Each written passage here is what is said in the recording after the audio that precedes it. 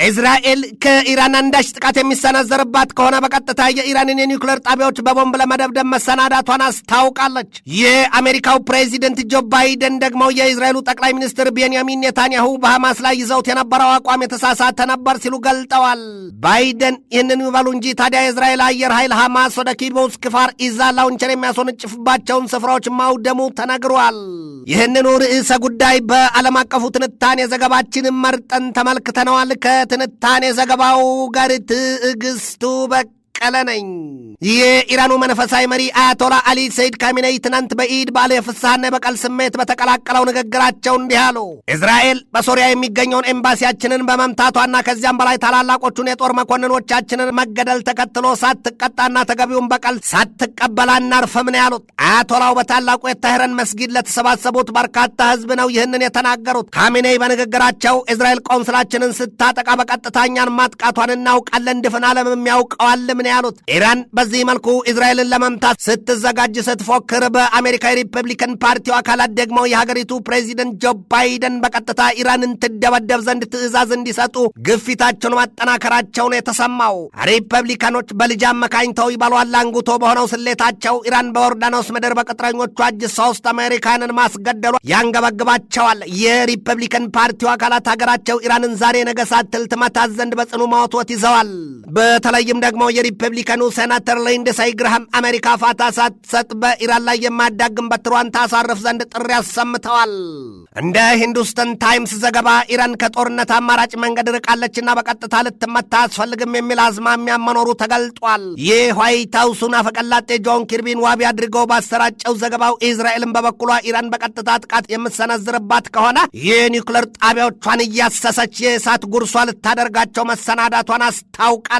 መሰረቱን በለንደን ያደረገው የኤላፍ የዜና ተቋም ባሰራጨው ዘገባው ለወትሮም አንድ ስማቸው ያልተጠቀሰ የአሜሪካ የደህንነት ተቋም ከፍተኛ ሹም ለሲኤንኤን በሰጡት ማብራሪያ ኢራን የአሜሪካና የእስራኤል የመልስ በትር ሳያሰጋት እስራኤልን በቀጥታ ለመምታት ተዘጋጅታና ቆርጣ ተቀምጣለች ነው ያሉት። ኢራን ከዚያም ውጪ እየሰነቀችና እያስታጠቀች በድፍን የመካከለኛው ምስራቅ ቀጠና ያሰማራቻቸው ታጣቂ ኃይሎች እንደ አብነትም ሐማስን ይዞ የኢስላሚክ ጂሃድ፣ የአልቃሳም ብሪጌድ፣ የአላቅሳ ብሪጌድ እንዲሁም የህዝቦላና ወዲያም የካታይ በህዝቦላና የየመን ሀውቲዎች በእነዚያ ታጣቂዎች እጅ በብርቱና የኢራን ዘመናዊ የጦር መሳሪያ ተጠቅማ እስራኤልን ትበቀላታለች ሲሉ የወታደራዊ ተንታኞቹ ይገልጣሉ።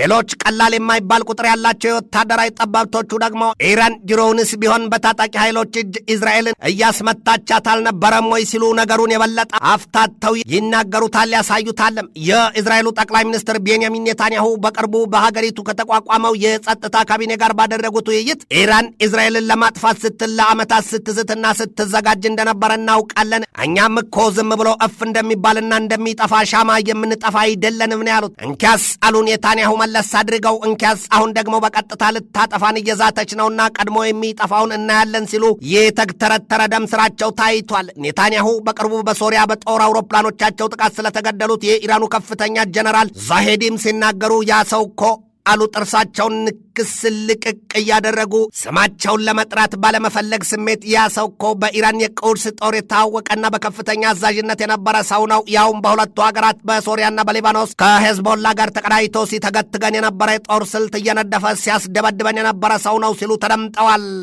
በእርግጥም አሜሪካ በ2020 የባግዳድ የአውሮፕላን ማረፊያ ጥቃቷ አልማ ከገደለቻቸው የቀድሞው የኢራኑ አብዮታዊ ዘብ ኃይል ዋና አዛዥ ሌፍተናንት ጀነራል ቃሲም ሱሌይማኒ በኋላ በከፍተኛ ወታደራዊ ማዕረግ ያሉና የተገደሉ እንደ ዛሄድ ያለ ማንም የለም ነው የሚባለው። በጉዳዩ ዙሪያ ወታደራዊ ትንታኔያቸውን የሚያቀርቡት እኛ የአርጋጃና ጓጆቹ ደግሞ ኢራን በመካከለኛው ምስራቅ ቀጠና ግዙፍ ጦርነት እንዲነሳ ካሰማራቻቸው ፊት አውራሪዎቿ መካከል ዋናውና ቀንደኛው እኛ ከ2 ሳምንታት በፊት በሶሪያ የኢራን ቆንስላ ጥቃት የተገደሉት ጀነራል ዛሄዲ ናቸው ሲሉ ቤንዚንና ቋያውን ለእሳቱ ያቀርባሉ። የኢራኑ መንፈሳዊ መሪ አያቶላ አሊ ሰይድ ካሚኔይና ሌሎች የሀገሪቱ ከፍተኛ ባለስልጣናት በእስራኤል ላይ የሚወሰደ የበቀል ጥቃት ታይቶ ቀርቶ ታስቦ ማያውቅም ሲሉ ይገልጣሉ።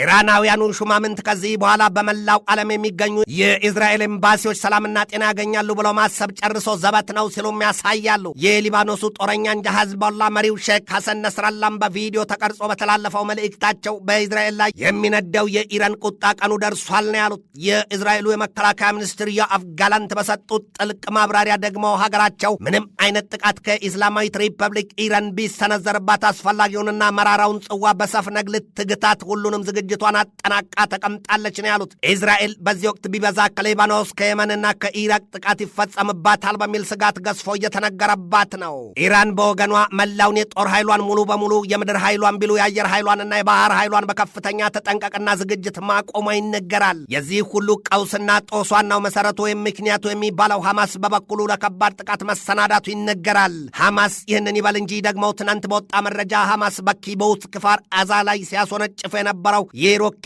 ማዘዣው በእስራኤል የጦር አውሮፕላኖች ጥቃት መውደሙ ተነግሯል። ሐማስ እነዚያን ሁሉ የሮኬት ማዕት ሲያስወነጭፍ የነበረው ከጋዛ ሰርጥ የጃባሊያ ምሽግ መሆኑን የእስራኤል ጦር ኃይል ይገልጣል። 189ኛ ቀኑን ምጥጥ አድርጎ በበላው የእስራኤልና የሐማስ ጦርነት ከ33500 በላይ ፍልስጤማውያንና በጣም በርካታ ቁጥር ያላቸው የእስራኤል ወታደሮችና ንጹሐን ዜጎች ሕይወታቸውን ማጣታቸው ይነገራል።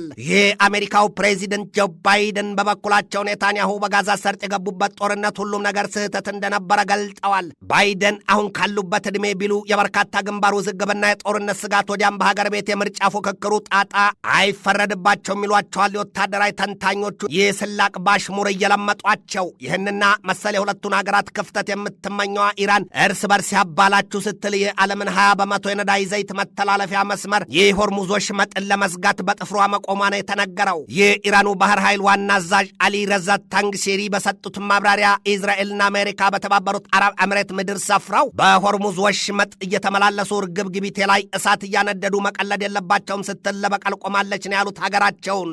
አሜሪካ በበኩሏ በመሰሪነት ከተሞላው ግብሯ በባህር ሲጓጓዝ ከነበረውና ከያዘችው የኢራን ጦር መሳሪያ በብዙ መቶ ሺህ የሚቆጠረውን ለዩክሬን ማስታጠቋ ትናንት ተሰምቷል። እነዚያ አሁን ለዩክሬን ተላልፈው የተሰጡት የኢራን የጦር መሳሪያዎች በአውሮፓውያኑ በ2021 እና በ2023 ለየመን ሀውቲዎች እንዲደርሱ ሲጓጓዙ የተያዙ መሆናቸው ታውቋል። ያንን ያገኘችዋ ዩክሬን በደስታና ፈንጠዚያ ጮቤ ስትረግጥ፣ ኢራን ደግሞ በንዴትና በእልህ ትክትክ ግንፍል ማለቷን የአልጀዚራ ዘገባ አደባባይ አስጥቶታል። የአሜሪካ ጦር ኃይል ትናንት ባወጣው መግለጫና ለኢራን ይድረስ ባለው የመርዶ ዜናው የጦር መሳሪያዎቹ ለዩክሬን የተሰጡት ባለፈው ሚያዝያ 4 2024 መሆኑን አስታውቋል። የእስራኤሉ ጠቅላይ ሚኒስትር ቤንያሚን ኔታንያሁም ይሁኑ የአሜሪካው ፕሬዚደንት ጆ ባይደን ጦርነት የተባለ ነገር እንዲያበቃ አይፈልጉም ነው የሚባለው።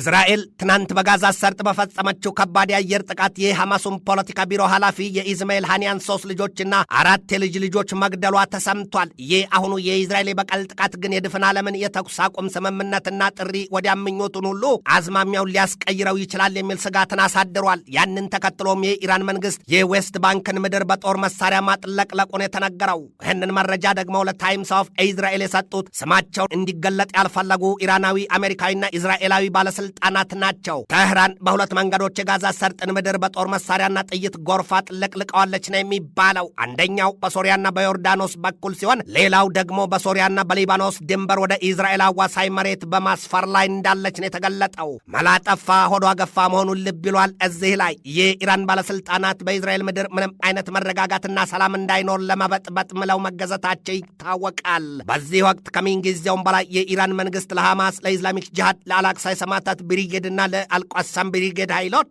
ከጥፍራቸው እስከ ጸጉራቸው በጦር መሳሪያና ጥይት ማንበሽበሹን የዲፌንስ ኦፍ ዴሞክራሲ ዘገባ ያስረዳል። ዛሬ ማርፈጃው ላይ በተሰማ ዜና ደግሞ የኢራንና የቻይና የሰው አልባ የጦር አውሮፕላኖች የአሜሪካን የጦር መርከቦች ከሰማይ እንደ ተርብ እየጠዘጠዙ መላወሻ ማሳጣታቸው ተሰምቷል። እነዚያን የኢራንና የቻይና ስሪቶቹን የሰው አልባ የጦር አውሮፕላኖች ተጠቅመው በቀይ ባህር ትንፋሽ የከለከሉት ደግሞ የየመን ሀውቲዎች መሆናቸውን የፖፑላር ሜካኒክስ ዘገባ ያስረዳል። አሁን የመካከለኛው ምስራቅ የእሳት ምድጃ የጦርነቶች ሁሉ ጦርነት የሰደድ እሳት መለኮሻ ዋናው ስፍራ መሆኑ የተረጋገጠበት ወቅት ሆኗል። ያውም ሐማስ ቀድሞ በእጁ እንዳሉ ከሚነገረው 130 በላይ ታጋቾች ሌላው ቀርቶ 40 ሰዎች እንኳን በሕይወት እንደሌሉ አስታውቋል። ሐማስ ይህንን ያስታወቀው ደግሞ ለዓለም አቀፉ አደራዳሪዎች ለአሜሪካ፣ ለግብፅና ለኳታር ተወካዮች መሆኑን የሲኤንኤን ዘገባ ያስረዳል። የመካከለኛው ምስራቅ ቀጠና ምድር እንኳንስ ቀርቦ ለሚረግጠው ለሚያየው ቀርቶ ለሚሰማውም የእሳት ወላፈን የሚጋረፍበት ነገር ሁሉ የሚሰነፍጥበት ሆኗል። አሜሪካ ትናንት ማምሻውን ከፍተኛ የጦር ጀነራሏን ወደ ኢዝራኤል እስራኤል መላኳ ተሰምቷል። እኛ በመካከለኛው ምስራቅ ቀጠና የአሜሪካ ጦር ኃይል ዋና አዛዡ ጀነራል ኤሪክ ኪሪላ ዛሬ ከእስራኤል ባለስልጣናት ጋር አፍላፍ ገጥመው በኢራን ጉዳይ ይዶልታሉ ነው የተባለው። የአሜሪካ የደህንነት ተቋማት በተራቀቀ የስለላ መረቦቻቸው ደርሰንበታል ሲሉ ባወጡት ሪፖርታቸው ኢራን አንድም በእስራኤል መንግስት ላይ ሁለትም በእስራኤል ጦር ኃይል ላይ ጥቃት ለመፈጸም አሰፍስፋና ወገቧን ባጭር ታጥቃ በጥፍሯ መቆሟን አስታውቀዋል። ያንን ተከትሎም የጀርመኑ ሉፍታንዛ አየር መንገድ ወደ ኢራን ያደርግ የነበረውን በረራ ማቋረጡ ተሰምቷል። ይህ በእንዲህ እንዳለ የአሜሪካው ፕሬዚደንት ጆ ባይደን ደግሞ ኢራን ይሏት ሀገር የአንዲት መርፌ ጠብታ መሰል ጥቃት በእስራኤል ላይ የምትፈጽም ከሆነ ያለፋታ ማቅማማት በቀጥታ ሀገራቸው ከእስራኤል ጋር መሳ ለመሳ ሆና ከዚያ በኋላ የሚሆነው ይሆናል ሲሉ ቁርጥ ያለውን የሀገራቸውን አቋም አስታውቀዋል። አሁን እንግዲህ ዜናው ሁሉ የማስጨነቅም የማስደንገጥም አይደለም፣ ግን ደግሞ ያለውን ወቅታዊ ዓለም ገጽታ ማሳያ እንጂ። ትንታኔ ዘገባውን ስናዘጋጅ በዋቢነት ዘ ታይምስ ኦፍ እስራኤልን፣ አልጀዚራን፣ ዩሮሜይዳንን፣ ጀሩሳሌም ፖስትና ኒውዮርክ ፖስትን ተጠቅመናል።